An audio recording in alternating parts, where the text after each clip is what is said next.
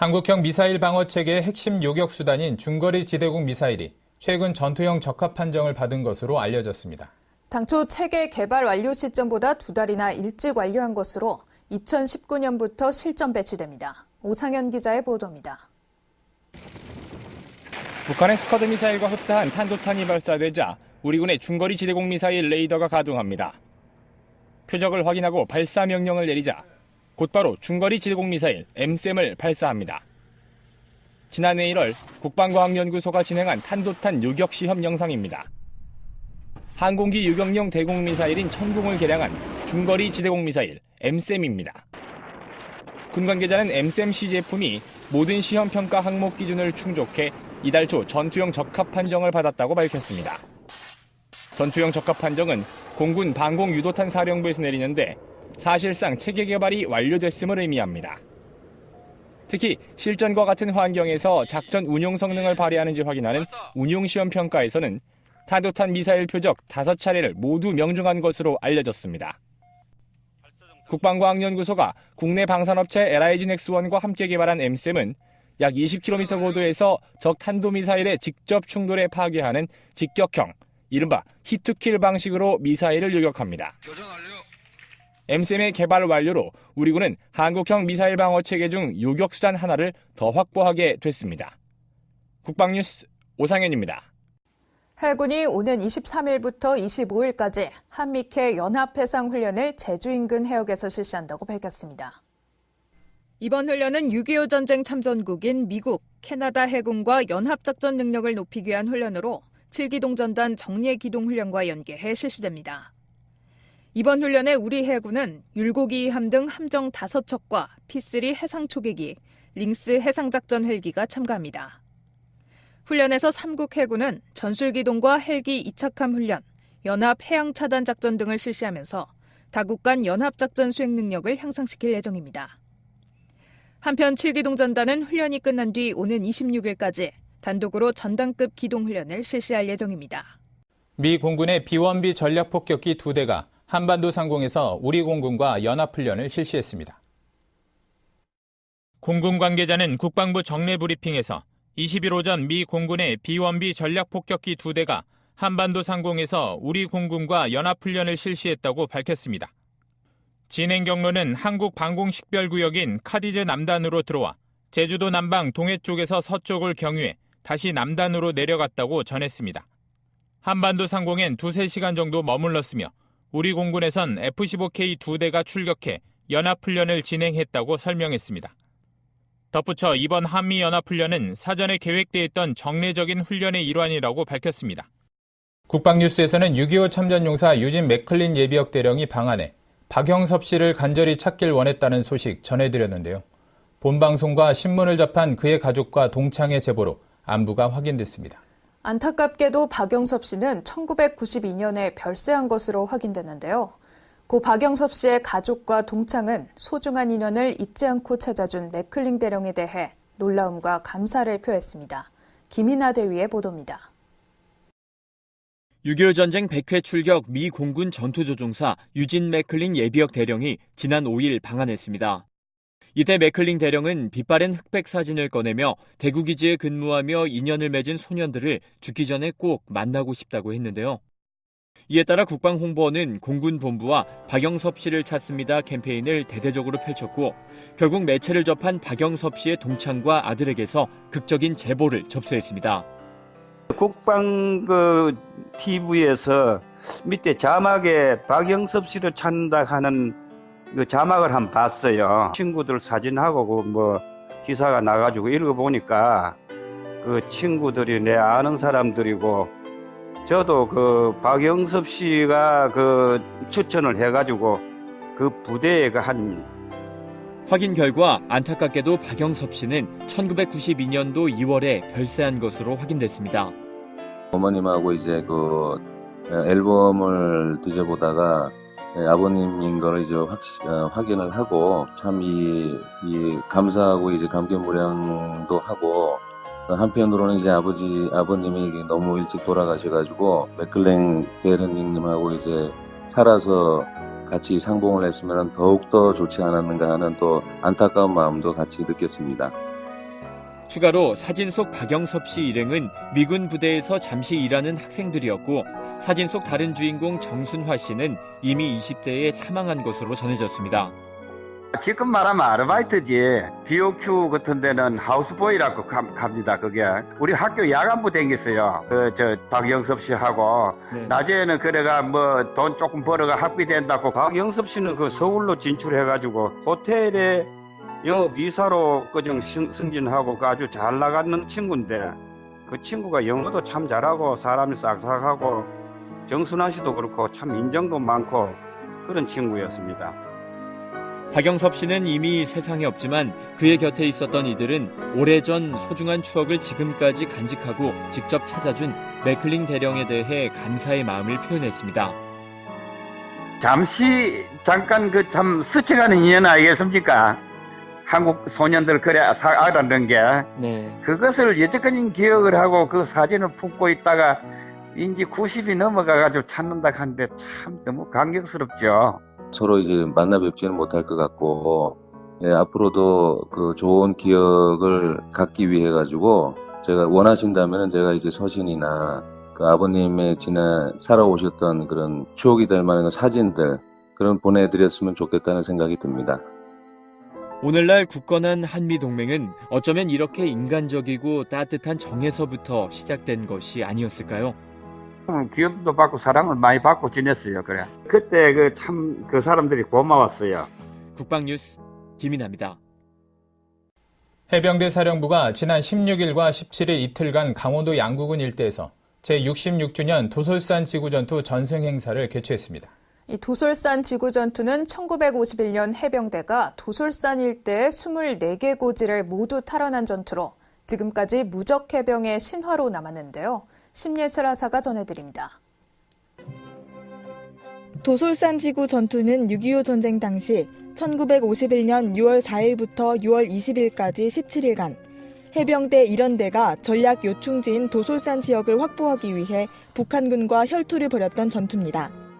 해병대는 도솔산 일대의 24개 고지를 모두 탈환함으로써 동부전선의 교착 상태를 극복하고 아군 활로를 개척했습니다.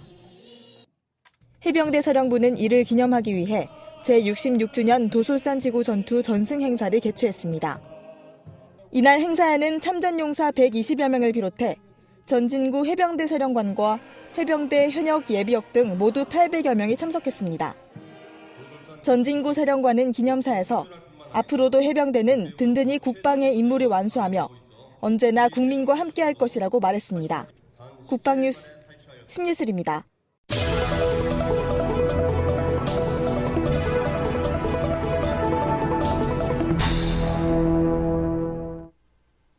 네, SF 영화나 만화에서 보던 레이저 무기가 점점 현실로 다가오고 있습니다. 선진국은 물론 우리나라에서도 연구 개발에 몰두하고 있는데요. 그중 가장 핵심 부품 제작 기술을 보유하고 있는 국내 업체가 있어 취재했습니다. 윤현수 기자입니다. 고출력 레이저 다이오드 모듈을 생산하는 국내 중소업체입니다. 레이저 포 같은 레이저 무기에 들어가는 가장 기본적이고 핵심적인 부품. 2009년 시작해 현재 9년째 연구가 진행 중입니다. 고도의 정밀성을 요구하는 만큼 매 순간마다 정신을 집중합니다. 통신용에 비해서 한 100배 이상 강한 다이오드 모듈입니다. 레이저 포라든지 그 다음에 이제 무슨 각종 그 레이저를 이용한 그야말로 무기 체계 시스템 이런 걸 만드는데 저희가 거의 기본 모듈로 들어가는 제품이라고 할 수 있겠습니다. 민간에서는 물론 군에서도 레이저의 쓰임새는 더욱 확대되고 있습니다. 민간에선 물건을 자르고 뚫고 용접하는 데 사용되고 군에선 레이저 무기와 거리 측정기 레이저, 지뢰 제거 레이저 등이 개발 중입니다. 업체에선 현재 25W와 50W, 70W급 개발을 마치고 100W급 모듈까지 개발한 상태.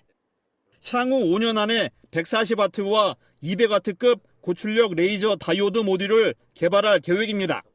100W라고 한다면은 이렇게 두꺼운 전압번호부가 아마 불과 몇 초 만에 뻥 뚫릴 수 있는 그런 정도의 강력한 파워라고 할 수 있겠습니다. 현재 지금 외산에 크게 의존을 하고 있습니다만 이게 저희 국산화가 좀 더 돼서 좀 더 저렴한 비용으로 산업에 내지는 국방에 기여할 수 있게 된다면 저희로서는 바랄 바가 없겠습니다. 최근 미군은 레이저포를 실전 배치해 미래 신무기임을 입증시켰습니다. 소형 선박에 장착된 무기 체계를 정확하게 공격하고 하늘을 날던 드론이나 무인기도 격추시킬 수 있습니다. 레이저포 한 발을 쏘는데 드는 비용은 불과 $1. 미래 전장의 핵심 무기로 각국에서는 개발을 서두르고 있습니다. 20kW급이 필요할 것으로 생각이 됩니다. 200개를 늘어나서 한꺼번에 걔네들을 모아서 쏘게 된다면 20kW급의 레이저 건이랄까 포랄까 그걸 저희가 제작할 수 있게 될 것입니다. 국내 중소업체가 개발한 고출력 레이저 다이오드 모듈. 미래 전장의 핵심 무기를 만들 수 있는 뿌리 산업의 토대가 연결고 있습니다. 국방뉴스 윤여수입니다. 6.25 전쟁에서 지게 하나를 지고 군수품을 날랐던 지게 부대를 알고 계십니까? 당시 미군은 만일 지게 부대가 없었다면 최소 10만 명 정도의 병력을 추가로 파병했어야만 했다고 말하며 이들의 공로를 높이 샀는데요. 육군 1군단이 호국보훈의 달을 맞아 지게부대로서 큰 활약을 펼쳤던 호국 영웅들을 초청하는 뜻깊은 행사를 개최했습니다. 김호영 기자가 다녀왔습니다. 6.25 전쟁 당시 나라를 지키겠다는 일념 하나로 맨몸으로 지게를 지고 전장의 군수품을 날랐던 지게부대. 미군은 지게의 모양이 알파벳 A를 닮았다고 하여 이들을 A특공대라고 불렀습니다. 육군 1군단이 지게부대원들의 숭고한 넋을 기리고 살아계신 분들에게 감사함을 전달하기 위해 호국영웅 초청 행사를 개최했습니다. 장병들의 열렬한 환호를 받으며 부대에 들어선 호국영웅들은 감회가 새롭습니다. 우리가 말이 전쟁이지 전쟁 우리 그 장비라는 걸 아무것도 없었잖아요. 그냥 맨주먹으로 그냥 육탄전 한 거지. 보충해주기 위해서 그 지게부대들이라는 사람이 그 뒤에서 그 물품을 갖다 이제 날라준 거죠. 돌아오는 사람이 없어요. 그냥 가기만 할 때 같이 갔지 돌아오는 사람이 없어. 그냥 다 전사당하고 부상당해서 나오고 뭐. 이번 행사는 국가보훈처로부터 전군 최초 호국영웅 정신계승 우수부대 인증을 받은 육군 25사단 해룡부대에서 개최돼 그 의미를 더했습니다. 호국영웅들은 군 최신 장비를 둘러보고 태권도 시범 등을 관람하며 믿음직한 우리 군의 모습을 확인했습니다. 조국의 위기 앞에 군번도 계급장도 없이 국가를 위해 헌신하셨던 우리 호국 영웅들의 은혜에 보답하기 위해서 이번 초청 행사로 그치지 않고 앞으로도 기회 있을 때마다 우리 연로하신 호국 영웅들의 가가호를 방문해서 문안도 엽죽고 일손도 거둘도록 지속적으로 노력하겠습니다. 이번 행사를 통해 선배 전우들의 고귀한 희생을 마음에 새긴 장병들은 필사의 자세로 전장에서 꼭 승리할 것을 다짐했습니다. 국방뉴스 김호영입니다. 이순진 합참의장이 특전사 공수특전여단을 방문해 대비태세를 점검하고 장병들을 격려했습니다. 19일 오후 공수특전여단을 방문한 이 의장은 특전사는 대한민국 최정예 부대로서 적에겐 공포와 전율을, 우리 국민에겐 무쇠와 같은 신뢰를 주고 있다고 말했습니다. 이어 안 되면 되게 하라는 특전사 구호처럼 부여된 임무를 100% 완수하고 언제든지 최강의 전투력을 발휘할 수 있도록 실전적인 교육훈련에 매진할 것을 당부했습니다. 이 의장의 이번 방문은 대비태세와 교육훈련에 매진하고 있는 공수특전여단 장병들의 노고를 격려하는 차원에서 마련됐습니다. 단독으로 전단급 기동훈련을 실시할 예정입니다. 미 공군의 B-1B 전략폭격기 2대가 한반도 상공에서 우리 공군과 연합훈련을 실시했습니다. 공군 관계자는 국방부 정례 브리핑에서 20일 오전 미 공군의 B-1B 전략폭격기 2대가 한반도 상공에서 우리 공군과 연합훈련을 실시했다고 밝혔습니다. 진행 경로는 한국 방공식별구역인 카디즈 남단으로 들어와 제주도 남방 동해 쪽에서 서쪽을 경유해 다시 남단으로 내려갔다고 전했습니다. 한반도 상공엔 2-3시간 정도 머물렀으며 우리 공군에선 F-15K 2대가 출격해 연합훈련을 진행했다고 설명했습니다. 덧붙여 이번 한미연합훈련은 사전에 계획되어 있던 정례적인 훈련의 일환이라고 밝혔습니다. 국방뉴스에서는 6.25 참전용사 유진 맥클린 예비역 대령이 방한해 박영섭 씨를 간절히 찾길 원했다는 소식 전해드렸는데요. 본방송과 신문을 접한 그의 가족과 동창의 제보로 안부가 확인됐습니다. 안타깝게도 박영섭 씨는 1992년에 별세한 것으로 확인됐는데요. 고 박영섭 씨의 가족과 동창은 알려졌습니다. 국방과학연구소가 국내 방산업체 LIG-X1과 함께 개발한 M쌤은 약 20km 고도에서 적 탄도미사일의 직접 충돌에 파괴하는 직격형, 이른바 히트킬 방식으로 미사일을 요격합니다. M쌤의 개발 완료로 우리 군은 한국형 미사일 방어 체계 중 요격수단 하나를 더 확보하게 됐습니다. 국방뉴스 오상현입니다. 해군이 오는 23일부터 25일까지 한미해 연합해상 훈련을 제주 인근 해역에서 실시한다고 밝혔습니다. 이번 훈련은 6.25 전쟁 참전국인 미국, 캐나다 해군과 연합작전 능력을 높이기 위한 훈련으로 7기동전단 정례기동훈련과 연계해 실시됩니다. 이번 훈련에 우리 해군은 율곡2함 등 함정 5척과 P3 해상초계기, 링스 해상작전 헬기가 참가합니다. 훈련에서 3국 해군은 전술기동과 헬기 이착함 훈련, 연합해양차단작전 등을 실시하면서 다국 간 연합작전 수행 능력을 향상시킬 예정입니다. 한편 7기동전단은 훈련이 끝난 뒤 오는 26일까지 앨범을 뒤져보다가 아버님인 걸 이제 확인을 하고 참 이 감사하고 이제 감개무량도 하고 한편으로는 이제 아버님이 너무 일찍 돌아가셔가지고 맥클랭 대련님하고 이제 살아서 같이 상봉을 했으면 더욱더 좋지 않았는가 하는 또 안타까운 마음도 같이 느꼈습니다. 추가로 사진 속 박영섭 씨 일행은 미군 부대에서 잠시 일하는 학생들이었고 사진 속 다른 주인공 정순화 씨는 이미 20대에 사망한 것으로 전해졌습니다. 지금 말하면 아르바이트지. BOQ 같은 데는 하우스보이라고 갑니다. 그게 우리 학교 야간부 댕겼어요.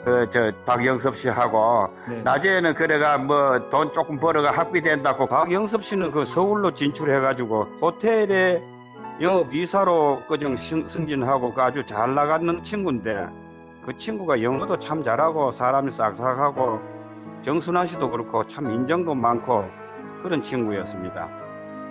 박영섭 씨는 이미 세상에 없지만 그의 곁에 있었던 한국형 미사일 방어 체계의 핵심 요격 수단인 중거리 지대공 미사일이 최근 전투형 적합 판정을 받은 것으로 알려졌습니다. 당초 체계 개발 완료 시점보다 2달이나 일찍 완료한 것으로 2019년부터 실전 배치됩니다. 오상현 기자의 보도입니다. 북한의 스커드 미사일과 흡사한 탄도탄이 발사되자 우리 군의 중거리 지대공 미사일 레이더가 가동합니다. 표적을 확인하고 발사 명령을 내리자 곧바로 중거리 지대공 미사일 M쌤을 발사합니다. 지난해 1월 국방과학연구소가 진행한 탄도탄 요격 시험 영상입니다. 항공기 요격용 대공 미사일인 천공을 개량한 중거리 지대공 미사일 M쌤입니다.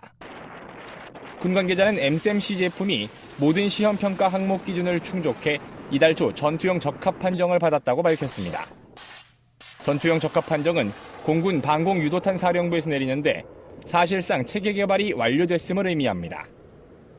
특히 실전과 같은 환경에서 작전 운용 성능을 발휘하는지 확인하는 운용시험 평가에서는 탄도탄 미사일 표적 5차례를 모두 명중한 것으로 소중한 인연을 잊지 않고 찾아준 맥클링 대령에 대해 놀라움과 감사를 표했습니다. 김인하 대위의 보도입니다. 6.25 전쟁 100회 출격 미 공군 전투조종사 유진 맥클린 예비역 대령이 지난 5일 방한했습니다. 이때 맥클린 대령은 빛바랜 흑백 사진을 꺼내며 대구 기지에 근무하며 인연을 맺은 소년들을 죽기 전에 꼭 만나고 싶다고 했는데요. 이에 따라 국방홍보원은 공군 본부와 박영섭 씨를 찾습니다 캠페인을 대대적으로 펼쳤고 결국 매체를 접한 박영섭 씨의 동창과 아들에게서 극적인 제보를 접수했습니다. 국방 TV에서 밑에 자막에 박영섭 씨를 찾는다 하는 그 자막을 한번 봤어요. 친구들 사진하고 기사가 나가지고 읽어보니까 그 친구들이 내 아는 사람들이고 저도 그 박영섭 씨가 그 추천을 해가지고 그 부대에 확인 결과 안타깝게도 박영섭 씨는 1992년도 2월에 별세한 것으로 확인됐습니다. 어머님하고 이제